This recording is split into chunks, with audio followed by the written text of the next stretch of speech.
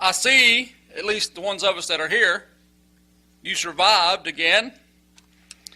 And I hate to say it, well, I don't hate to say it, but this this happens to be one of my favorite days of the year.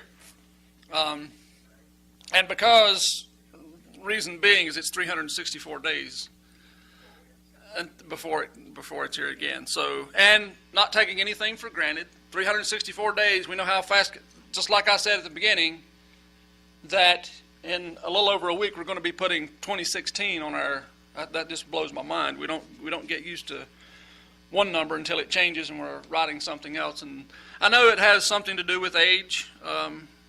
The older you get, the faster it goes, but I'm not convinced yet that the clock doesn't spin faster than it used to, which means the world turns faster than it used to. But I guess 24 hours is still 24 hours, but it just seems unreal that things could happen that quick. But it is 364 days away. We've made it. We made it through. But one of the things that this time of year tells us, and we're going through these, holiday seasons of, Christmas and the beginning of another year, at least on the calendar that we go by, that we are a nation adrift, and that's not my term. It's a film that I've watched a couple of times. I haven't watched it in a long time, and I'm sure it needs to be updated. May have been, but it was a very informative documentary, I think, that was put out by WND or one of those places I ordered a VHS from years ago, and it was called A Nation Adrift, and it kind of goes through chronologically and kind of shows where we started and where we've gone. But the thing about it is, we can speak about the United States, and we can speak about our history and our story, but our story is familiar. Our story is familiar, and of course you say our story is familiar to us if we know anything about American history, but even throughout this word, the story is familiar. It happens. It's a repeated story. It happens over and over and over again. And, it's hard not to think what might have been, what could have been, how long could a nation last if man could stick? If man could stick, if man could get into this as and I'm talking about the leadership of a country, and they can progress and keep holding a nation to the standards that it starts by and all that stuff. How long could a nation last if man could stick? But it's not in his genetic makeup, is it? I mean, we look at it through the history that we have, from 1 John 1 to, wherever we might find ourselves. It's just not in somehow it's not in his genetic makeup to be able to do that. Not for hundreds and hundreds and hundreds of years. Now, some nations do it for a couple of hundred, 2, 3 maybe, but pretty soon, as fast as time goes, 300 years in the history of man is barely a blip on the screen. How long could a nation last if man could stick? But just can't find a way to do it, it doesn't seem like. Again, I say some longer than others. We've been around for a while. We've been around probably longer than maybe we should have been. And some people would tell you that we've been, this huge Christian nation. And I guess in some ways you could look at that and you could think, yeah, we kind of have been. But it doesn't seem to matter when it's all said and done. Because what that means to me is just that the derailment takes a little bit longer maybe. Once the engine goes off the rails, it's just a matter of time before, pulls the other stuff over with it. And sometimes the derailment stops before all the cars are off the track, but the tragedy is the mistake is the same. The outcome is the same. The train's not going anywhere. So sometimes the derailment just takes longer. There's more stuff holding to the track, what have you, but there's a few of us that are still, and I say a few of us, I mean a few of us as this group and other groups out there in the world that are trying to stick to the trunk of the tree and there's a few of us still clutching at the rails. We know the engine's already gone off the track, but we're still clutching at the rails. We're trying to hold this thing together, trying to hold it up. We've pretty much known. We have pretty much known since our calling, anyway, that the bridge was out. That even no matter how steady the train seemed to be going when we got on board, we knew that, there's a story here. There's a beginning, and there's a middle, and there's an end.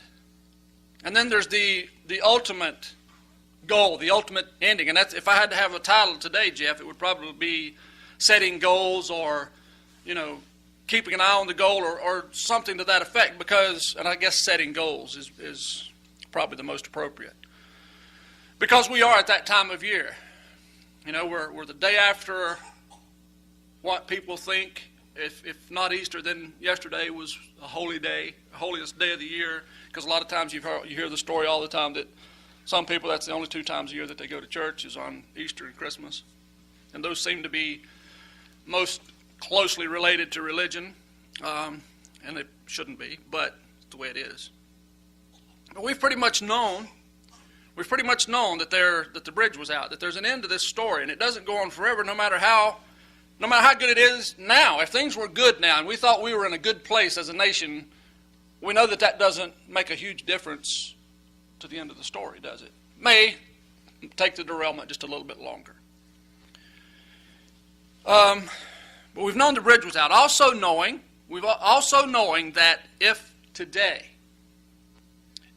or tomorrow or this week, the United States of America pulled a Nineveh. Somebody came in and was shouting and saying, this is what you've got to do, or the United States is going to fall. Now, maybe it wouldn't make quite the difference. You have to look at Nineveh and where they were at the time. It was pretty bad. But, we already know that we're falling.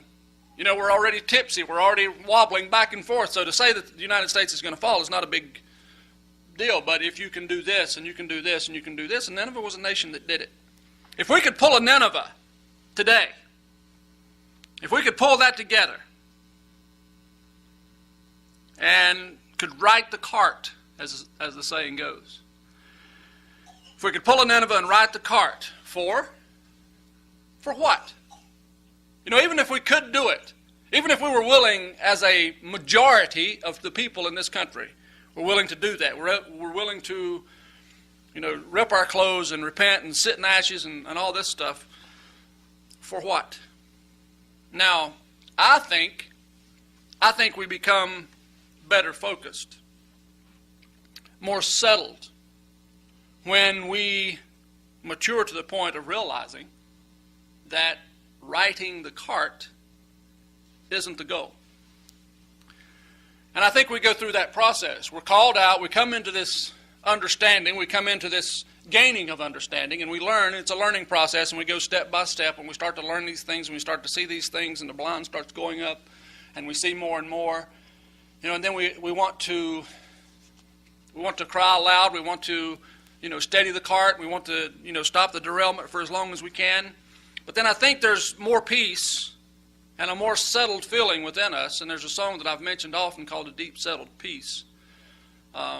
There's a deep settled peace in my soul. And in the world that we live in today, you wonder, how in the world do I ever get to that point? How do I ever sit down anywhere and think, there's just this deep settled peace within me? Because a lot of times we feel ill at ease, don't we? There's just so much stuff going on in the world, and we can't find a quiet place a lot of times. Even if we're on the highway, unless we're out on a country road somewhere, there's too many other people disturbing us. They could be in the car with us, and they wouldn't be disturbing us anymore, because we can't stand the way they drive. We can't, Anyway, that song, A Deep Settled Peace, and I think it's easier to take a step towards that when we mature to the point of realizing that riding the cart is not the goal. Now, don't get me wrong, a prospering America is a great thought, but it's a long way from paradise. It's a long ways from paradise. There was a reprieve to a thief from the cross.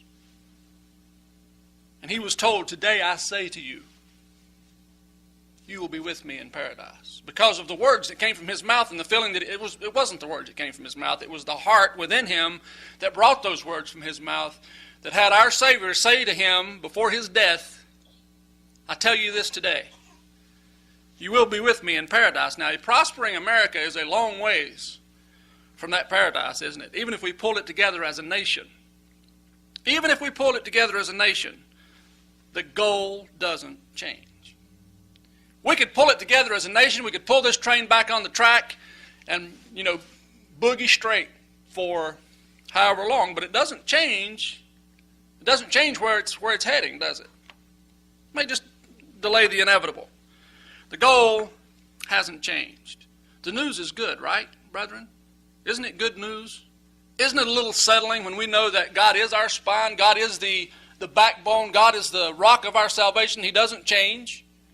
Of all the things in this world that we can't trust, we can't depend on, there's that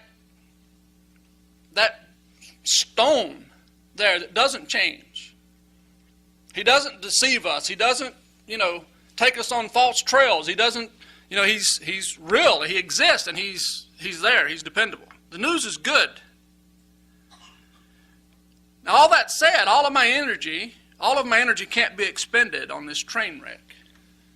This train wreck that I see day after day after day, and I see it happening. I see it unfolding. It's like you can't look away, and you know that it's happening. But all of my energy can't be expended there. Concentrating on this train wreck and sighing and heaving and shaking my head and thinking, wow, I've got to train, period. I have to train. Me as an individual, when I look at this scripture and it says, work out your own salvation with fear and trembling, and all these other things that it tells me to do, be ready always to give an answer for the hope that lies within you, all those things I have to work out. I have to train myself to where this train wreck that's happening doesn't devastate me. It doesn't consume all of my energy. It doesn't make me depressed and blue. I've got to train, period. I have to know my position. I have to know my positions, what they are, and the steps that I have to take. What is God doing with me? And I know I keep pounding this drum, brethren, and I'm probably not going to stop pounding it anytime soon. What is God doing? What has He been doing since the Garden of Eden? And most especially since that time that people think they were celebrating yesterday, when the messenger appeared to these shepherds in the field and said, lo, born unto us this day in the city of David a king. That's big news. That is big news. And most especially what He's been doing since that time. Born to us this day in the city of David. That's a big deal. October, December, or July. Doesn't matter. Well, it kind of does. The significance of the time of year or the season that it was, I'm not going to detract from. The significance, I'm saying, is not the date. Did the time or season or the season of the year fit into the plan? Perhaps. I think there was a plan as to when He would be born. But isn't it peculiar if you could tell everybody and get them to understand that the date's not the significance? There was a reason why it's clouded. There's a reason why it didn't say on this day, but that's what it did say, on this day. In the fall, whenever it was. Savior is born. But a Redeemer came. That's the significance. That He came. Now, I'm going to read just a couple of scriptures here because we can see what He can do when men's head are in the right place. And I don't know exactly how these particular ones came to be the scriptures that I'm going to read today, but they are. And I'm going to start in 2 Corinthians chapter 5. Because if you were to sit down and think about all the examples that you could pull, it would be hard to decide on a couple. These just were there. Actually, it's 1 Corinthians. I'm sorry. I said 2 Corinthians, I believe. But it's in 1 Corinthians. Forgive me, brethren. Old Testament, Chronicles. Can't even read my own notes. 1 Chronicles, chapter 5. I said Corinthians. I meant Chronicles. There's a 1C and a 2C, and it could be Corinthians or Chronicles, okay? But this is Chronicles. 1 Chronicles chapter 5, and we're going to skip down to verse 18. It's going to be talking about a few of the sons of Jacob here, 3 of them in fact, or half. It's 2.5 tribes of men. It says in verse 18, the sons of Reuben and the Gadites, which are the descendants of Gad, right? So the sons of Reuben and the Gadites and half the tribe of Manasseh. They were valiant men. They were warriors, men able to bear buckler and sword, and to shoot with bow and skillful in war. Were 760.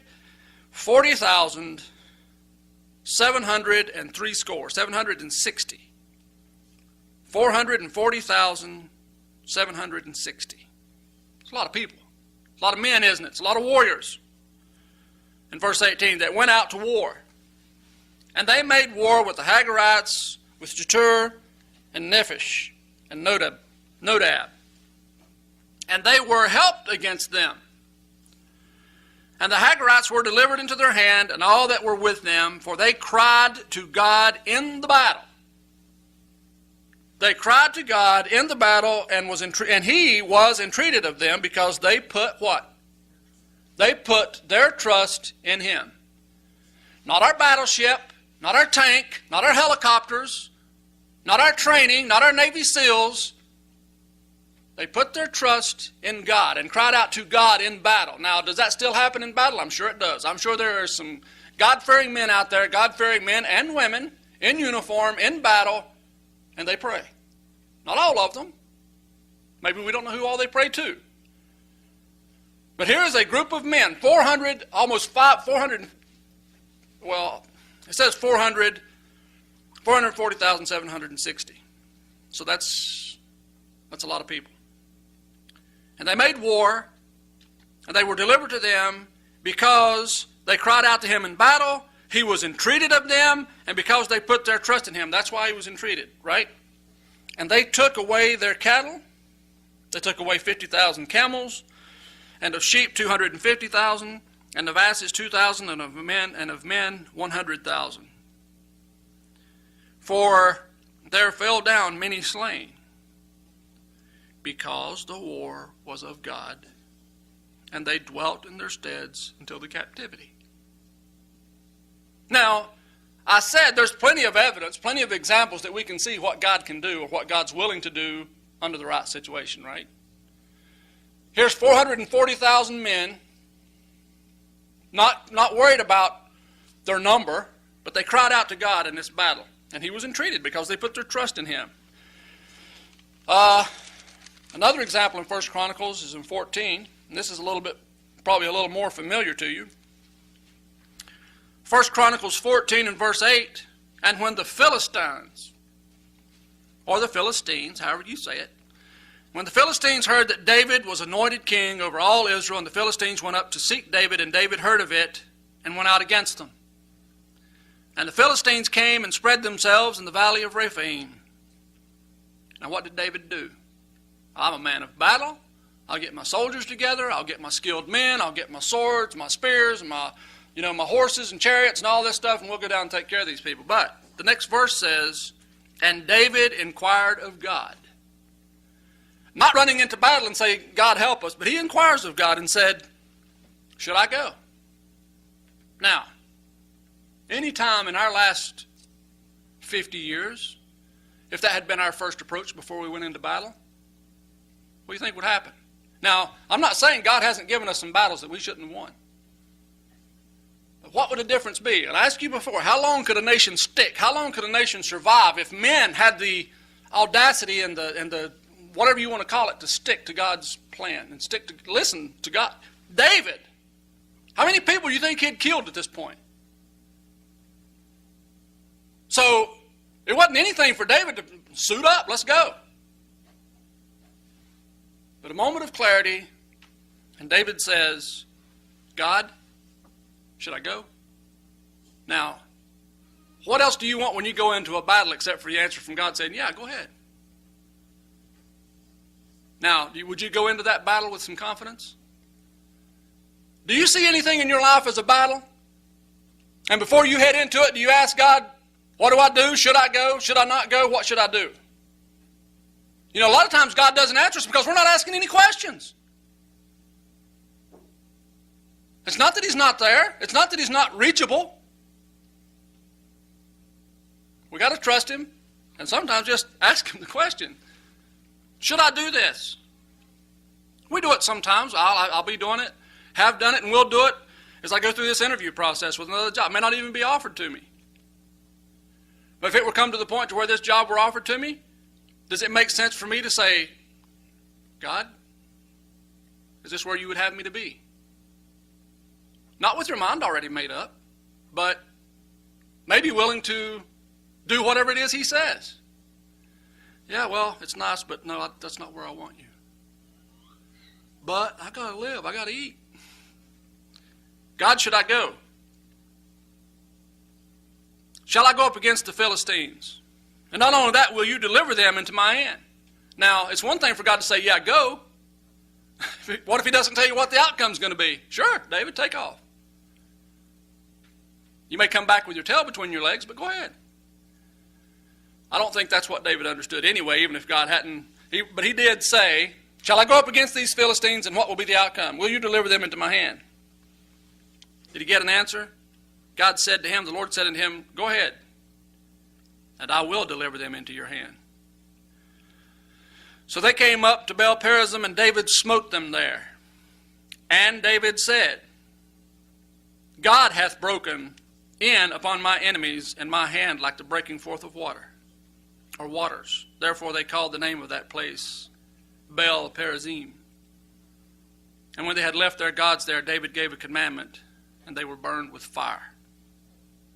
Examples, isn't it, of what God can and is willing to do? They may have been a totally different outcome if David hadn't had that moment of clarity and stopped and said, God, should I go, and will you deliver them to me? Just a couple examples out of hundreds. Was there intervention? Absolutely. Here and with the United States of America as well. There has been intervention. Did things change for Nineveh?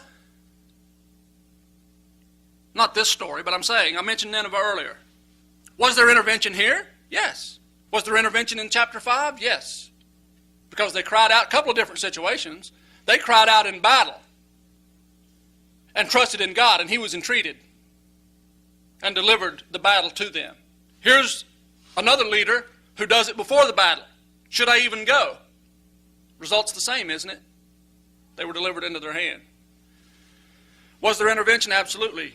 And when I say about Nineveh, when they had someone come in and told them they need to do this and they need to do that, and they did it. Were there results? Yes. Things changed. Things changed for Nineveh. They were on a path of destruction. But they repented, didn't they? And things changed. Did the goal change? Did the ultimate goal change? Did the end of this book change? No. It changed things for Nineveh for a while. This country's history is what it is.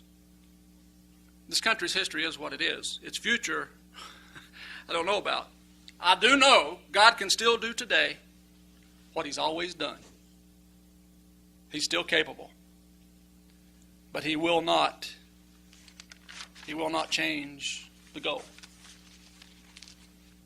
He could change our pathway as a nation for a while. We could change our pathway. If we could pull a Nineveh, we could right this cart. And we could fly a little straighter for a while. But what's inevitably going to happen? What's inevitably happened to every nation that's written about? Because they trusted, it said. Because they trusted Him, He was entreated. What about individual trust? I'm going to read another little story here, or just some highlights from another story, and this one is in Jeremiah. Jeremiah 37.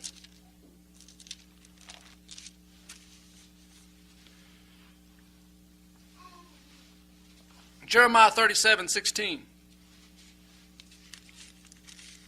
Jeremiah 37:16 says, and when Jeremiah was entered into the dungeon, and we know the story about Jeremiah in and out of trouble and not of his own making, but this is another one of those times when he's delivered into captivity. And it says when Jeremiah in chapter 16, or verse 16 of chapter 37,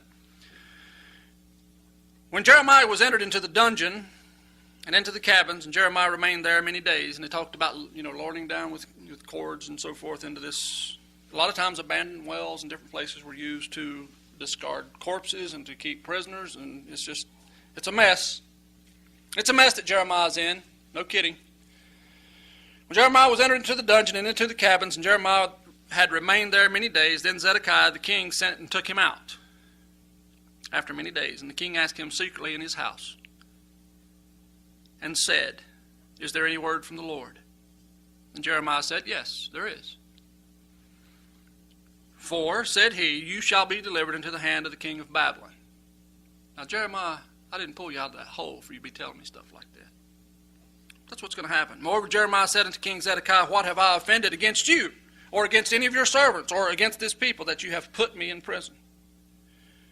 Where are now your prophets, which prophesied unto you, saying, the king of Babylon shall not come against you, nor against this land? Where are they at? Therefore, hear now, I pray you, Lord my king, let my supplication, I pray you, be accepted before you, that you cause me not to return to the house of Jonathan the scribe, lest I die there." Then Zedekiah the king commanded that they should commit Jeremiah into the court of the prison, and they should give him daily a piece of bread out of the baker's street, until all the bread in the city were spent. Thus Jeremiah remained in the court of the prison. So that's a little bit better situation, isn't it? He's not under the ground, he's not in a pit, he's not in a hole, but he's, it's not the best of situations, but hey, he's getting bread every day, he's outside. I'm going to continue reading for just a little ways in chapter 38. In fact, I'm going to skip down to verse 7 because that's where I'm headed anyway. Verse 7 of chapter 38 says, "Now when Ebed-Melech," sounds a lot like Abimelech, doesn't it? But when Ebed-Melech, the Ethiopian, one of the eunuchs, which was in the king's house, and this is after Jeremiah's out in the court of the prison, right? One of the eunuchs was in the king's house, heard that they had put Jeremiah in the dungeon, the king then sitting in the gate of Benjamin. Now this is after they took Jeremiah and cast him back into the dungeon, if we would read verses 1 through 7. But anyway, I'm fast forwarding just a little bit to not take up so much time. But when he heard this, that they put Jeremiah in the dungeon, the king, then sitting in the gate of Benjamin, Ebed-Melech, went forth out of the king's house and spake to the king, saying, now this took something, didn't it? "My lord the king, these men have done evil, and all that they have done to Jeremiah the prophet, whom they have cast into the dungeon, and he is like to die for hunger in the place where he is, for there is no more bread in the city."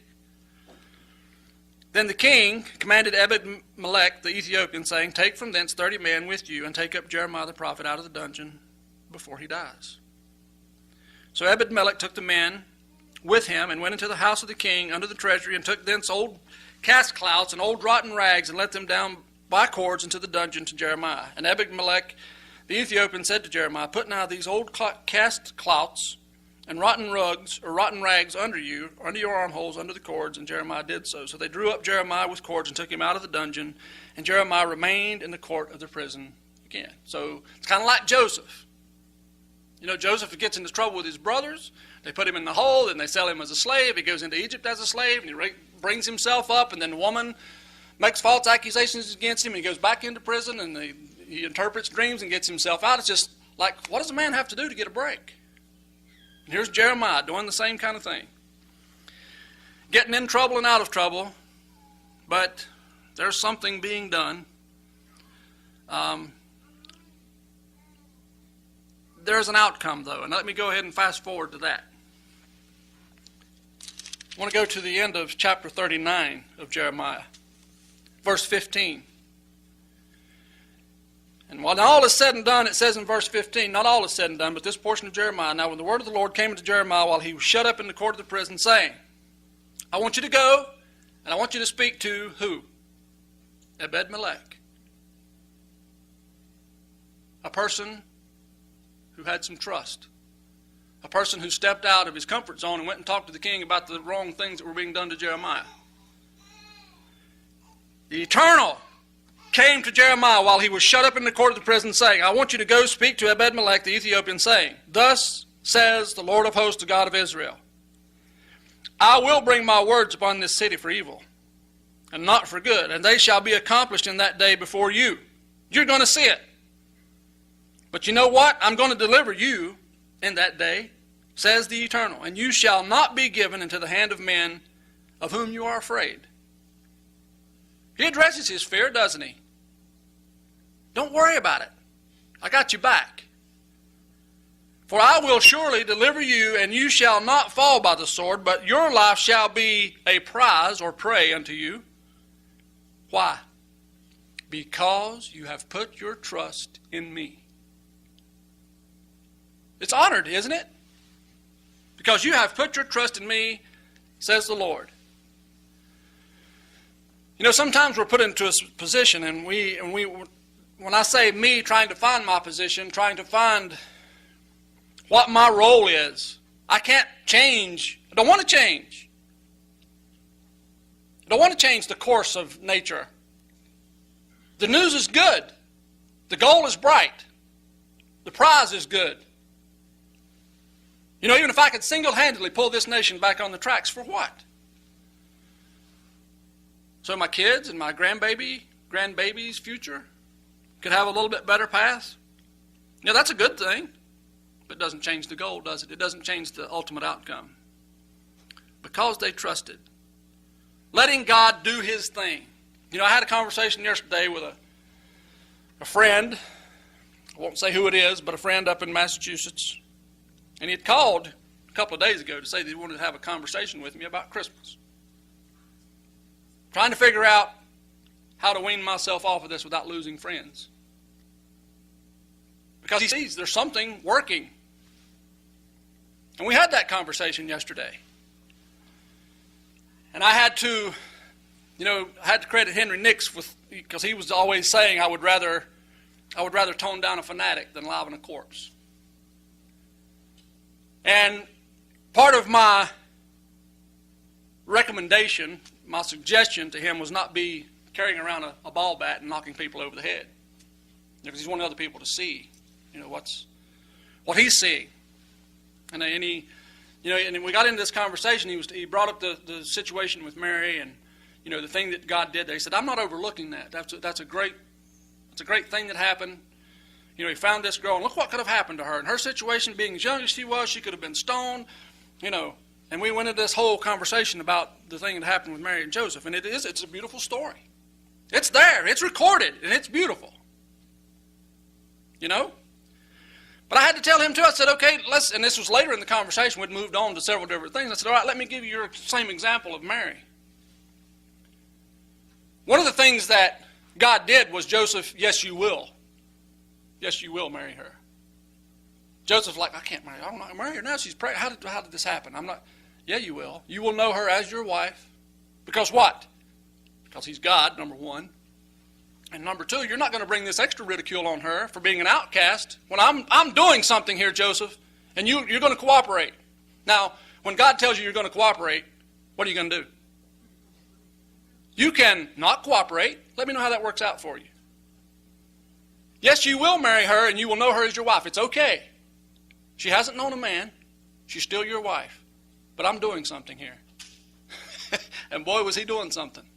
But it's like I told him, I said, you have to remember, Mary didn't go out and shout to the world, did she? I'm pregnant with the Son of God. She didn't have to. Stand still. Let God do what he's doing. Let whoever needs to see it. Walk your path. Walk your path. It's not, we think God's doing stuff for us. Sometimes he's doing stuff with us for other people. Sometimes he's doing stuff with other people for us. And sometimes he is doing stuff in us for us. She didn't go out and broadcast, well, for the likely reasons that, she didn't want to bring ridicule on herself, but, once you realize this is the Son of God, that's a pretty big deal, isn't it? Let everybody know. No. Let God do his thing. Get out of his way. But don't forget the target. If we go back, and I'm going to wrap this up here, but I'm going to go back for just a second to the scripture that I read earlier. And I want to show you. Not that you don't already know. We were reading in 1 Chronicles 5, right, when this battle took place and these men cried out and God was entreated. Well, I stopped in verse 21. It says, and they took away their cattle, and of their camels 50,000, and of the sheep 200,000, or 200, and of 250,000, and of asses 2,000, and of men 100,000. For there fell down many slain, because the war was of God, and they dwelt in their steads until the captivity. I read that part. What happens in verse 23? God intervened, right? Now look at verse 23. And the children of the half-tribe of Manasseh dwelt in the land. They increased.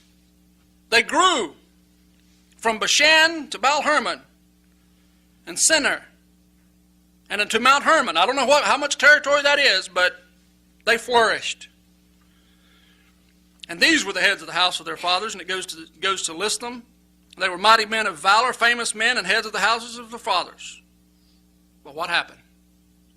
Couldn't stick, could they?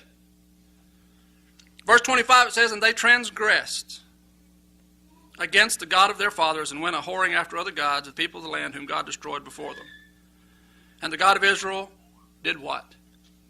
Stirred up the spirit of Pul, king of Assyria, and the spirit of Tilgath-Pilneser, king of Assyria, and he carried them away even to the Reubenites and the Gadites and the half-tribe of Manasseh, and brought them into Helah and Habor, and so forth and so on. Same thing in chapter 14, if you were to finish reading it or go a few more verses, verse 13, and the Philistines yet again spread themselves abroad in the valley after they were defeated. Therefore David inquired again of God, and God said unto him, do not go after them. Turn away from them and come upon them over against the mulberry trees, and when you hear the noise on the top of the mulberry trees, then you can go, because then you know that I've gone before you. He followed God's instruction, and it worked out pretty well. The goal remains the same. The goal remains the same. We're at a time of year when we think about goal setting. You know, it's the new year, got to exercise, got to lose some weight, got to work harder, got to, save more money, got to do all these different things, and we know how far that goes. If man could stick. The goal remains the same, brethren. It's easier when all our concentration isn't on the bridge being out. If our concentration was about giving people an answer for the hope that lies within us, brethren, there is hope lying within you, isn't there?